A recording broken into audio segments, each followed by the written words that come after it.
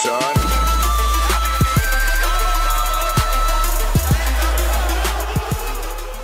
Hey, what's up guys, Thetcglover here, how you doing today? Now it's going to be a somewhat brief video, and I think it just came to my realization that like Hoban's theory of the triangle theory that we're currently in the game right now, obviously it's not a sustainable theory, because if it was then Konami wouldn't make any money over time. So this little kind of meta that we're in is slipping away now. It has been existing for a little while. Obviously Qliphort constitutes the third piece of that triangle. So realistically, the triangle's not been around for too long. The replacement for Qliphort at the time was Satellarknights. Satellarknights being the weakest link in that. But basically, Hoban's triangle theory was stating that it was a rock paper scissors format, and Konami makes a lot of money from a rock paper scissors format. There are other formats in the past which I'm not going to go into, but there has been kind of square or triangle sort of metas where everything beats something else to some extent, something loses to something else. And Hoban basically said that Shaddolls beat Burning Abyss, Burning Abyss beat Qliphorts, and Qliphorts beat Shaddolls.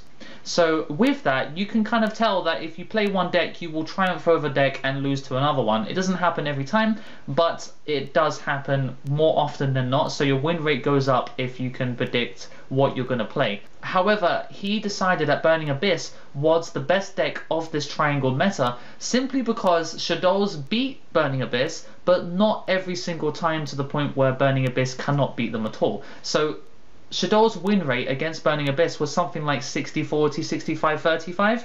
Burning Abyss's win rate against Qliphort was like 70-75 to 25. So Burning Abyss triumphed over Qliphort very often, and of course Burning Abyss being a very dominant deck, Hoban's obviously gone, okay, I'm playing Burning Abyss, and then he goes off and wins all these different things like ARGs and YCS and so on, and then he basically dictates what's going to happen in the meta simply by himself. So he just says what's going to happen, and then he goes and wins the tournaments, and then he just changes the meta to fit how he wants it to be. Of course, he can't keep playing the same build, but he can keep playing Burning Abyss because he knows that that's the best one, simply because that Shaddolls beat them, but not to the extent that you would expect. So it's Burning Abyss has a strong matchup against everything, but it's not completely terrible against Shaddolls. So Burning Abyss wins the triangle meta. So with that now, Shaddolls is going to go out of favour, Satellarknights will go out of favour as well, Burning Abyss will continue to be supported, but of course Malacoda is bad, and I'm going to go into that sort of thing into another video. From that, Burning Abyss will basically triumph, and what we have now is an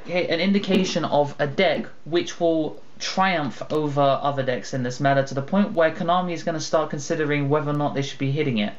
And of course, a triangle meta, nothing gets hit, because if everything is strong, then nothing is strong at all. If everything pluses, then no deck pluses, because you're basically playing the plussing game, but everyone pluses exactly the same. So from that, Konami can now go, okay, we now have a distinguishable card, a deck in the meta which is actually stronger than everything else, to the extent where the last ARG had a semi-final where every deck was Burning Abyss. So Burning Abyss took the event before the semi-finals even happened. So it was that ridiculous, you know. So now Konami can go, we can now hit this deck, because we can see that they are dominating the meta, and not tier 0, but the amount of YCS topping, ARG tops are getting very high, to the point where Qliphorts and Shaddolls cannot compete, because Qliphorts are a strong deck, but if their weakest matchup is the other best deck in the game, then they're not the best deck anymore, are they? Clearly. My opinion is that I feel like you should be watching out for the ban list in January, because I know that Konami's got Burning Abyss in their sights. You know, they're going to be picking off things like possibly Dante, they might be picking off something like Scam, they may even hit Tour Guide, but I would really hope that they don't, because Tour Guide is not the reason why the deck is broken. It's generally just the immense plussing that they can do off everything that they do, so they can dictate when things happen by just using traps that are really not cost efficient, but they make it cost efficient because Burning Abyss, everything they send gets an effect. So that's basically how they win, and that's basically why Konami has a lot of different ways to hit the deck. It's not like Marmel's where you have to hit 5 cards in the deck to make them die, but Burning Abyss can be hit in a whole bunch of different ways, and Konami has to take a quick look at what they are doing, what the best builds are doing, and then hitting the most important part of it, or at least restricting it to the point where Burning Abyss are now in line with Shaddolls and Qliphorts. So that's my opinion on that, and I'd like you to comment down below and tell me what you think of that. If you think, in your experience, that Burning Abyss is now the dominant deck of the format, and whether or not you think they should get hit, and what should get hit, if they should get hit. So anyway, thanks for watching, guys, and I hope to see you guys in a couple of days, and until then, the Thetcglover is out.